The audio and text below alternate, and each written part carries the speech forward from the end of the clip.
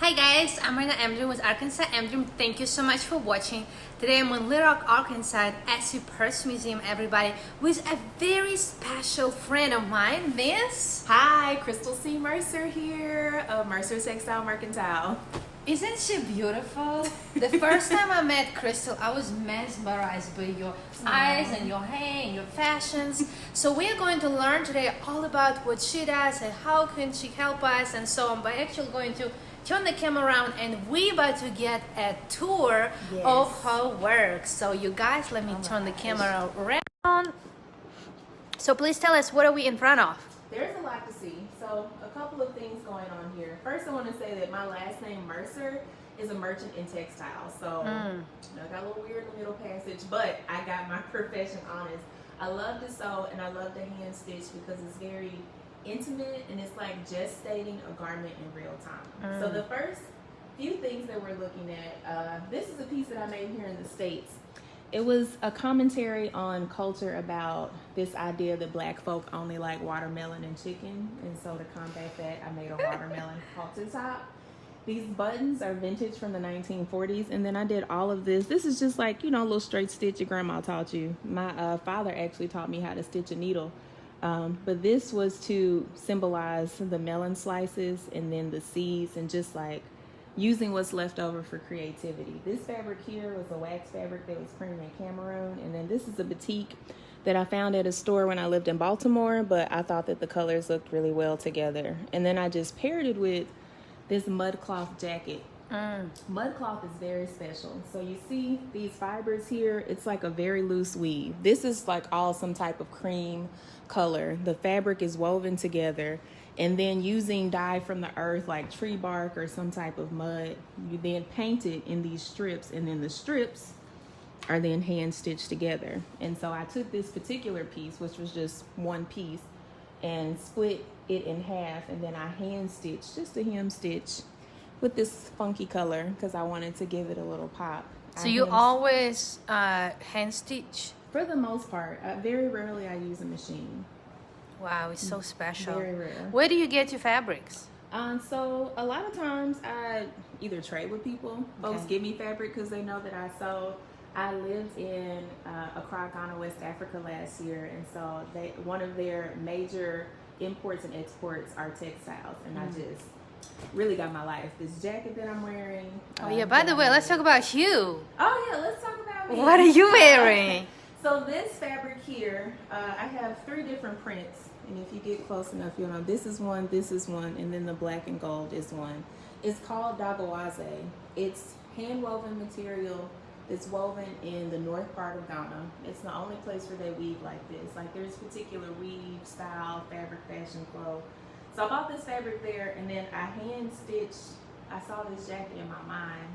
I knew I was coming back to the States early. Not that it's a long enough sleeve, but I knew it would be a little cool when I was returning back to the States. And so I made this jacket. I like big pockets. So yeah, you do have big pockets. Hide my hands, or like put my phones in, or my wallets. The pockets have gotten bigger over the years as I've been making this.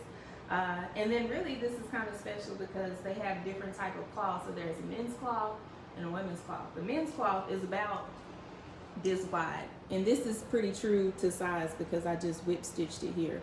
So the men's cloth is about this wide, and then the women's cloth is probably about twice as wide because the men make smocks that they wear that's made in the woven strips, and the women make dresses, which I do have another garment that we'll see in a moment where I made that with women's cloth, but all stitched by hand. And this was like a learning curve. So the first time I made this particular style, it took me about 46 hours to stitch by hand. Oh, my goodness. The second one I made, it took me 26 hours. So I learned really quickly how to like get it popping. What about your earrings?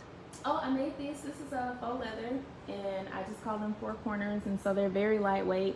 I have big hair, and really I have a big head, which I have grown into and have learned to accept. But I love big earrings because they like balance the synergy of my afro and just make my gigantic head just look very regal.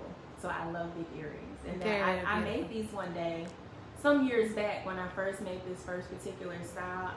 My undergrad degree is in theater arts and dance from UALR, and my master's is from the Clinton School of Public Service. But in theater, when you work backstage, you always have to wear black. But I didn't want to look funky. I wanted to look fly. So I made some earrings to go with my theater black. You look amazing. And tell us about this dress that you said you just made. So, I mean, it's just like a little halter. I literally just did a straight stitch to hem the top and the bottom. I put a tie through it, and then I belted it because my friend Christian always says, it's a shame when you wear a garment without a waist. So I just wanted to cinch it in a little bit. And plaid is very like sweet and southern. So now that I'm back home, I'm looking at plaids and houndstooths and just something that says fall, but something that says home. And so I made it yesterday. I can't believe it. You made this in one day. It's amazing. It was just a couple of straight stitches and then the tie. But yeah, it's beautiful. And tell us about this backpack. So this backpack, actually, the frame of it is made by one of my favorite companies, Matt and Nat. They're out of Canada. They do vegan leather. They recycle close to 3 million plastic bottles a year, so they're very environmentally friendly. And the bag is called Fog, and I was like, ooh, this is slick. But the straps are the same color too, and some of this material here, Dakawaze, that I got from Ghana. Green is my favorite color, and I just wanted to like jazz up my backpack. So a lot of times, if I have something that I don't make from scratch, I like to remix what I have to just give it that own personal touch of style. So somebody else may have this bag because Madman made it, but they don't have these straps because no, they don't. I stitched it. Amazing. So yeah. I put that by homegirl right there just to give her some swag. And then this one too, Marina. This is also mud cloth. Same theory that I told you about the weave and the dyeing from the earth. Like all of this, the cowries are painted. It's just a different material. And so this coffee? It looks like coffee. It's a cowrie shell. So you see this here on my lock, also known as a CD. This was like the first form of currency in Ghana. Like this is money. And I love cowries because it just reminds me of how connected I am to my West African roots. So this is a cowrie. You can find them on the beach everywhere. A lot of people have them. They use them in their designs. There's a lot of fashion and art inspired by cowries. And so just to give my jacket a little more pop, I made this pyramid pocket. I only did one because it looks like a bag, but when I finished, I'm like, that's kind of slick. So I left it alone. Sometimes something is never finished, and sometimes I know when I'm done with it, and I just like, okay, you're gonna live how you live. Beautiful. Next, please. Yeah. Show us this one. Like this fabric here is Dakawaze as well. I got it from Ghana. That's in the Upper West region. And so this is the men's fabric that I used on this. But then this green here and this like soft mint aqua is the women's fabric. So you see it's wider. And I just folded it in half and whip stitched it here like so. So that's how I'm keeping it together on that edge. And then for the hem, I just did a hem stitch across the bottom. I also like exposed stitching. That's another thing about hand stitching. Unless you do like a ladder stitch or something where it's not exposed, I just love to see where I made it. It's like the anatomy of the scene, to see where like it all came together. So this jacket is one that I wear. It's also a little shorter than this one, but like I said, I hit this learning curve and I was able to make this one in 26 hours. And when I was buying the fabric, my friends were like, what are you gonna do with that? I said, I don't know yet, but it's gonna be beautiful. And I was very pleased when I was done with it. And then this bag here. Yeah, the bag. This was, it's huge. I know what I'm saying. I've taken it to New York. Like it's been a weekend bag. It's been like a travel bag. I want to add a zipper to it. I didn't. But when I made this bag, it was the first thing I made when I came back to the States. It took 103 hours to stitch. How do you time yourself? I do. It's something I started to do in Ghana because I had to calculate my hours for my service project, and then this was something I was doing on the side, and so I was just in that mood. But like this right here, this whip stitching, I did all of that by hand. So that's like a stitch, just one little stitch at a time, sometimes overlapping so you can cover there. There's like an iPad pocket in here. I have a pocket for it's deep. Yeah. She's huge. I have some paperback books in there, which I want to give you a copy. Please. Oh, look at. But yeah, this is like annoying because you can wear a crossbody. A lot of times when I'm just like running out the house, I'll throw it on my shoulder like this, and I'm like gone. Yeah. When I need to leave for the weekend, or if I go to New York for a few days, all my stuff can fit in here. And I call this tote for the ancestors, because when I came home, I just wanted to carry every experience I had in Ghana with me. And so I was very deliberate when I was making her to just remember that experience I had in WA, the experience I had with my host family, with my job at the Nguke Foundation, just like everything that I felt there and that I learned there and that blossomed in me, like I wanted to always have it with me. So Yeah. that's what I was mending into this bag. So what? Beautiful.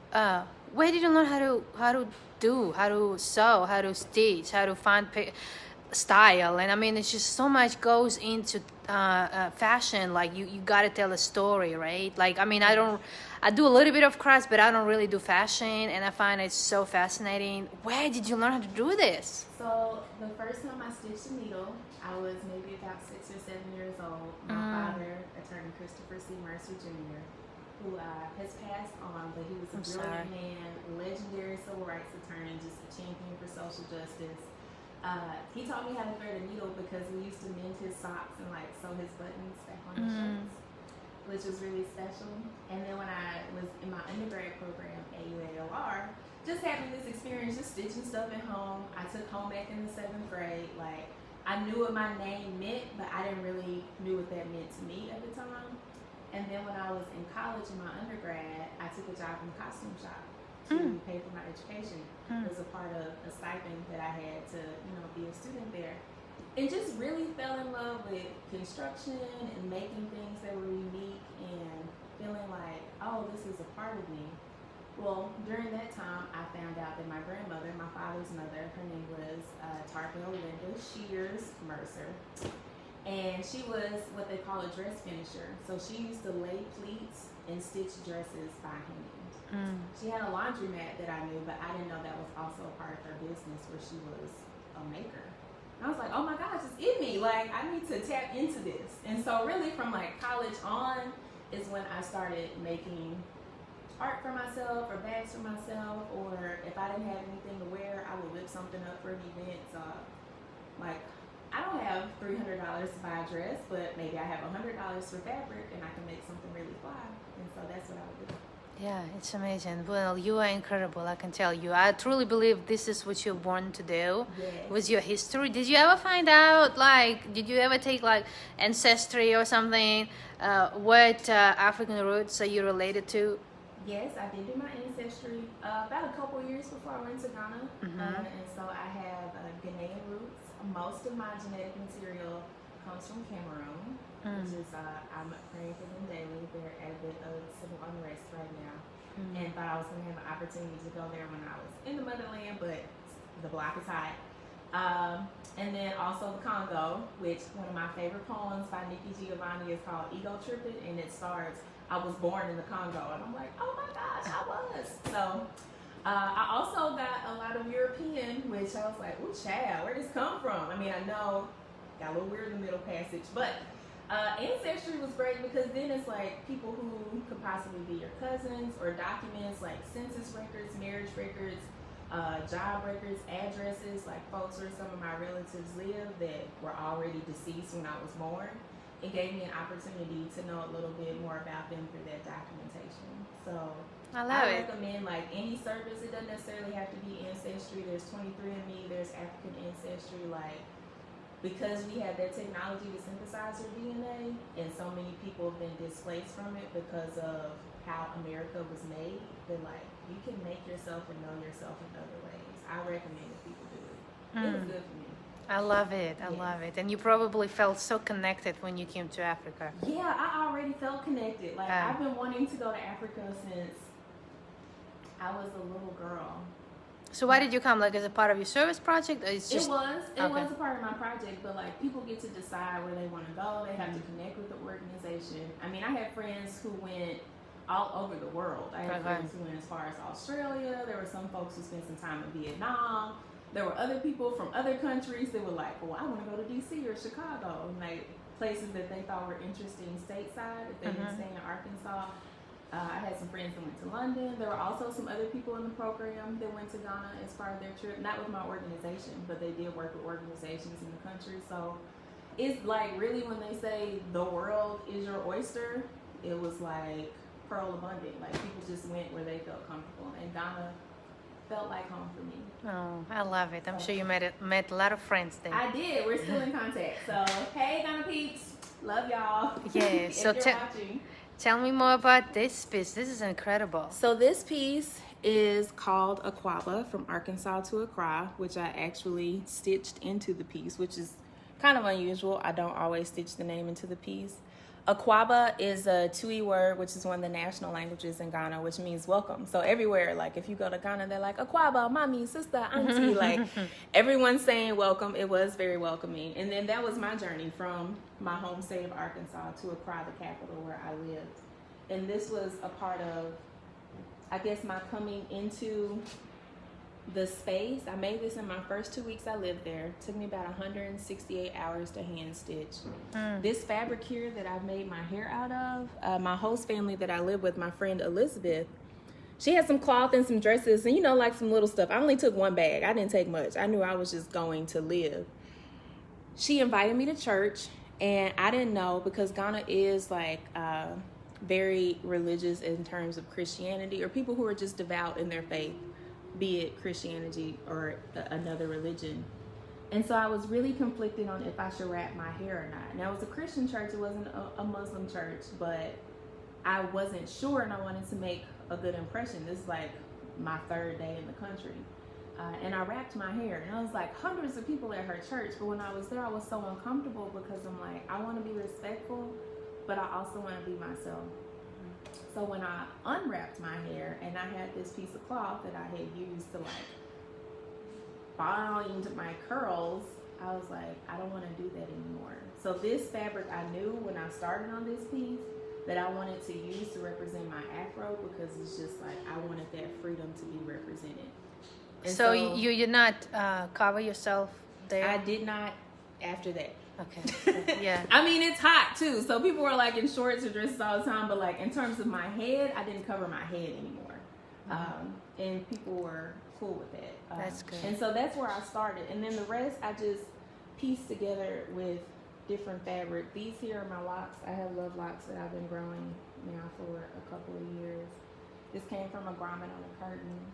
This is also a vintage button I used to make these rings out of. I'm wearing one right now, but I had a couple with me, and I just ripped the buttons off of those rings and made the eyes because it was something that was a part of me from home. And like, that's how that piece evolved, just like really being free and welcoming myself into this new world, because I knew I was going to be there for a year. Like, you can't be going in day 3 thinking you have to hide who you are. You have to be who you are.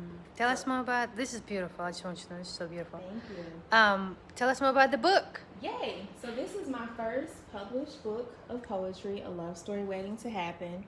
The publisher is Butterfly Typeface Publishing, run by Iris M. Williams. She's a phenomenal woman. And it's a collection of poems that represent my love for myself, my family, my culture, my healing. A lot of these were written post-surgery. I had a tumor removed from my ovary. Some have since come back, which is very unsettling. But I'm here and I ain't dead yet, so I'm going to keep writing poems.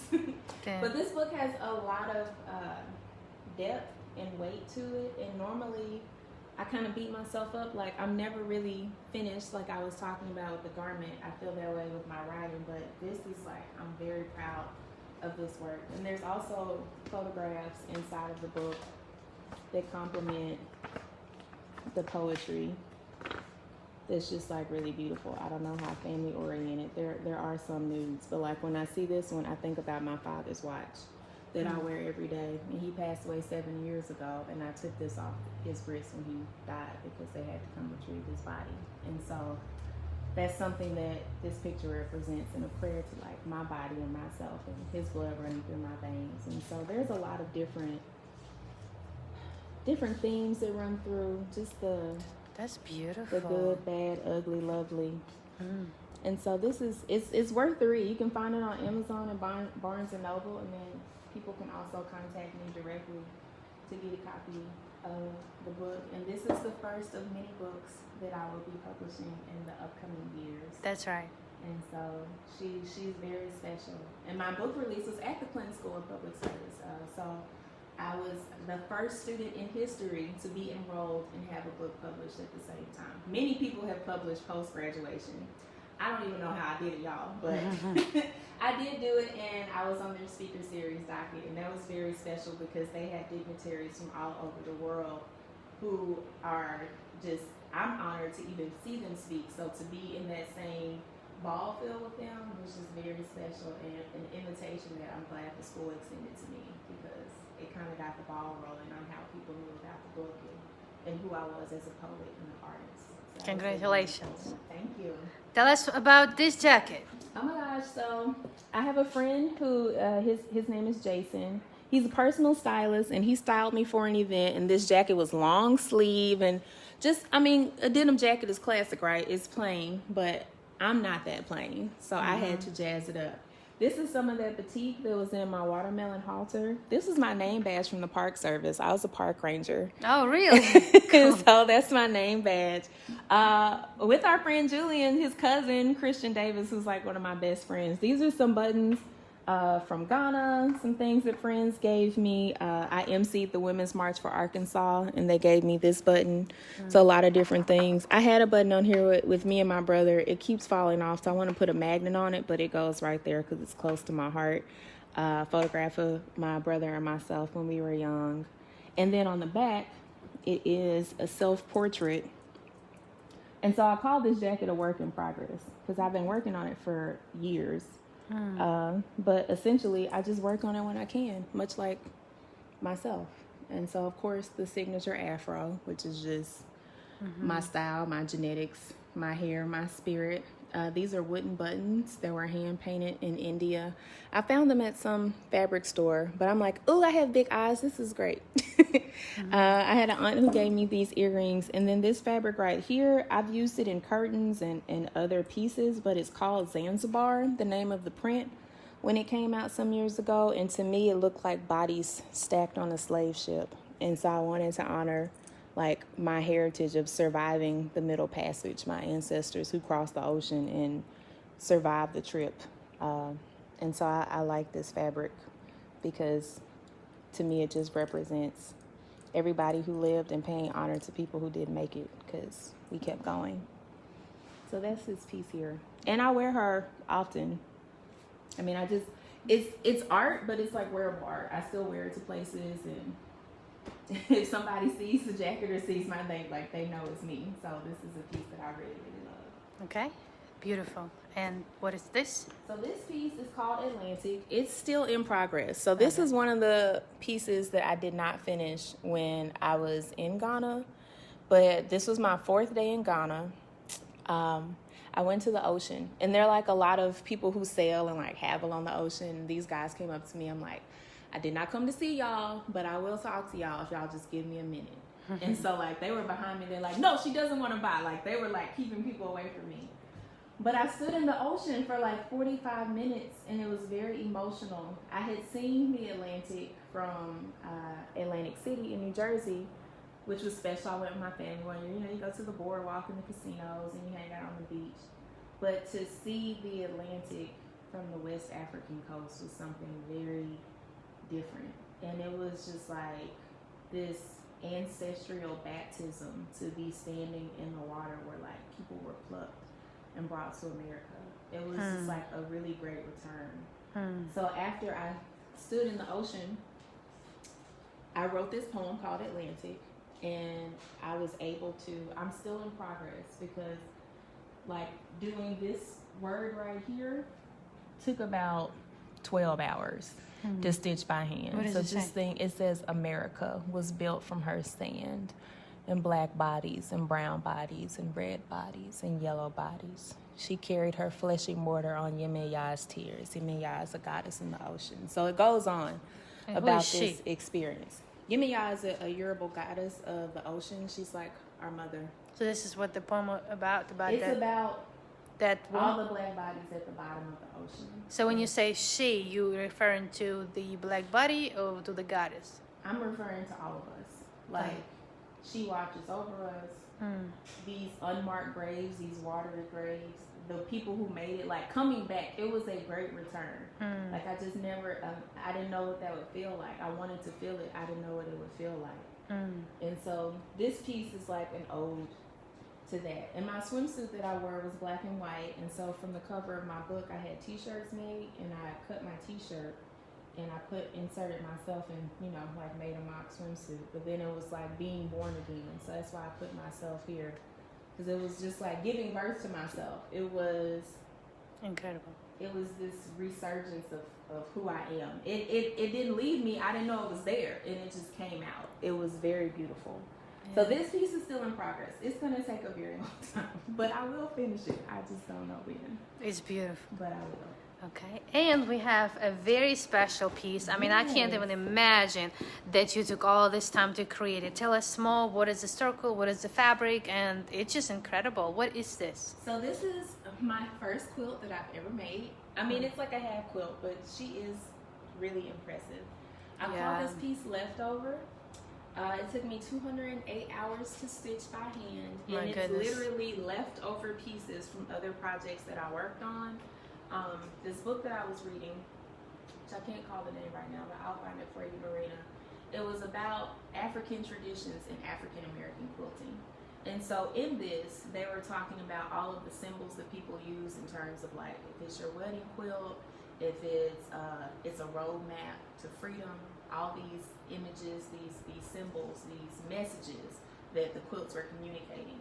And so in this one, I used a cosmogram, which is pretty much like the circle of life. It's like birth, life, death, and rebirth. And a cosmogram is either a circle or a diamond. So you see that represented here. These were all once together. I cut them in half so that synergy could be going in the center. But even taking this down, you'll see here on the ends, I have these circles. So then these are cosmograms here that are in full. Oh my goodness, I can't believe this. And then this way, with the diamonds, it took a long time to figure this out, but I did. And I was very proud. I'm like, oh, this is going to be easy. I'm creative. And it was like, no, girl, you're not that creative. You got to figure this out. But see, usually fabric never match. And so for it to match like that, it's amazing. There's the cosmograms here with the diamonds. So either way you fold it or wear it or put it together, it has this energy of that your life has purpose. You're born, you live, you die, and then you're born again. I love how you tell a story with your work.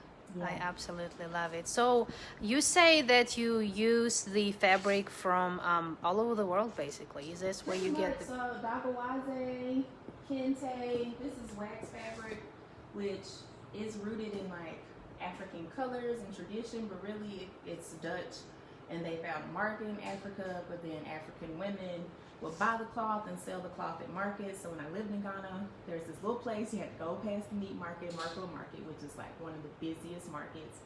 And you go through all these things, you just hold your nose when you go past the dried fish and the meat, and then when you get to the fabric, there are these little booths, and there are women with their cloths, and there are men and women who are like on machines, and they're like measuring you. Oh, you like this? You want this dress? You want that? Come back in a couple hours, and you come back and you have this beautiful garment that somebody has made. And so that's very special to me too, that the fabric tells a story, because there's indigo that's hand dyed in indigo pits in Nigeria, and there's raffia, and there's togu of Cameroon, which is like black velvet and red and gold and whites and greens. It's hand embroidered into different designs. It's like either your status or ceremony, different colors that are worn for a funeral. So like on the weekends, there were a lot of funerals in Ghana, and it would either be red and black if the person was a certain like 60 or younger, 65 or younger, and then white and black, that they've lived a long life if they had made a certain age and you were celebrating, or different cloths made for different celebrations. So like to me, it's all a story. It's not arbitrary. Like even if you're in a gang, you wear a certain color to associate like your membership. Like you're telling a story. You're giving me some type of indication of who you are. And so with what I make, I'm giving you an indication of who I am.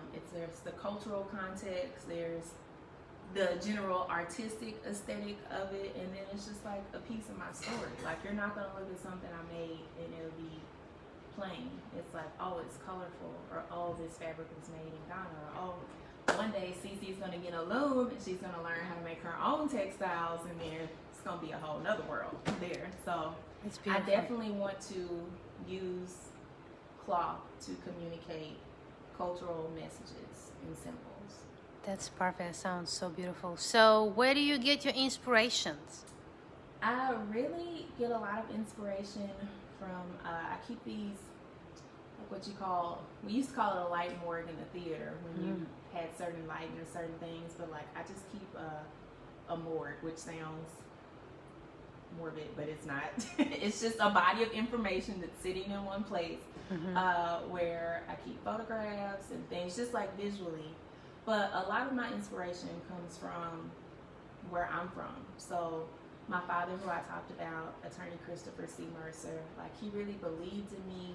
He believed in my dreams. He loved me. He encouraged me. He was just the most magnificent man that I know. My grandmother, and I'm still reconciling with this, she passed away this summer in July. I'm sorry. And I just learned so much from her about like storytelling and cooking and just how to love someone in their own way, like not force a way that you think the world should be. When I went to Ghana, she told me to have some fun and help somebody along the way. That's so I took that with me. Yes. As I was overseas, like I took her with me, and unfortunately she had dementia and her mind unraveled to the point where she couldn't live in her body. But she was somebody who taught me a lot. So, and she was born in Pelahatchie, Mississippi, and worked on a farm and picked cotton. And a lot of these things that are woven are from cotton materials, and then they hand weave the fabric. So I think about my grandmother when I make things, and I think about people who are interested in like preserving their stories, because I'm a poet, because I'm a textile artist, because I work in theater. We're all storytellers. It's just like there has to be some type of way that I'm gonna leave my mark. And even what I was saying about having some issues with my health and having a tumor removed and then coming back, you know, scientifically, biologically, I may never give birth to children, but that doesn't mean that I don't have something to contribute to this world. So when I leave, there'll be books, there'll be poems, there'll be bags, there'll be jackets, there'll be quilts, there'll be something that somebody can hold on to and say that like, oh, she's a part of me, or I know her story, or I'm gonna tell somebody else about this. And like, that's really what keeps me motivated and inspires my work, because when I pass from this place, I need to pass something on. Yeah. This is so beautiful. So you have participated in different events before, and I heard that you've been even in a worldwide art exhibit. So I have to say a huge thank you to Francis at the Studio Accra. I went to a talk that he gave at the Icon House in Accra, Ghana. And he's like, if you haven't shown at the Studio Accra, are you really an artist? Oh. And so I went up to him like, about that. See, I have to do this capstone presentation. I've been working on some art. And he's like, yeah, let's pick a date. But I had my first solo exhibition there. And so I showed like a couple of the jackets you saw before. I wore this in my presentation. It was so fly. Some of the pieces, even Atlantic, I normally don't like to show work that's not finished, but I felt like it was a good opportunity to engage with people because I was leaving the country in a few days. This quilt was on the wall, the jacket was there. So I had a lot of different things that were featured in this solo exhibition. They bought me a cake, it was really sweet. And people came to hear me talk about art and fabric for 2 hours. And that was beautiful. I was also recently featured in the Mini Maker Market at the Essie Purse Museum. That was organized by the space, and I shared a room with Brian Phelan, who's a wonderful leather worker, Ben Dory Designs, who made this pyramid stud in my nose, Markia Heron of Heron Hats, who's just like, check it, it's really fly. I also work with Markia. She's a hatter here in Little Rock, and she made some really fabulous designs. Like, here we are in this space, just showing our work, telling our stories, and that was really cool. And I hope to do more events in the future, mostly exhibition work, kind of geared towards how these fabrics tell a story, but like to engage people. So I'm figuring that out, and I do have some plans on that. But I definitely want to show more in terms of fashion and show more in terms of exhibition for the textile renderings that I do. I love it. So how can people find you? Oh, you can find me, first of all, everywhere, the World Wide Web.facebook.com. So on Facebook, my handle is @Mercer Textile Mercantile. And then you can also find me on Instagram, and my handle on Instagram is @Mercer_textile. And if you want to just get to know a little bit more about me outside of the business, on IG, you can follow me at CC_Mercer, MERCER. And in the bio of that page links you to my textile page, my arts and activism, and my poetry for a love story waiting to happen. So you kind of get the whole gamut if you follow my personal IG. I love it. So I'm about to turn the camera around. Okay. And I'm going to ask you a couple more questions. Of course. Should we sit here? Yes, we're just going to have a seat here, you guys. I know it's a long video, but it's a beautiful story, and I hope you guys enjoyed it. So I just want to ask you, why do you think it's important to shop local?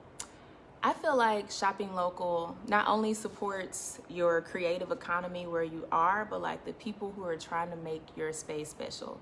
Especially here in Little Rock, you know, we're known as the natural state, but every city has its thing. So like if you go to Memphis, it's blues and barbecue. If you go to New Orleans, it's beignets and jazz. It's like, what makes Little Rock special? We have a lot of free thinkers here. We have a lot of creators here, artistic people. And you can go visit these places and appreciate them, but also appreciating what we have here too. It's so well said. What would you say to a new business owner? Believe.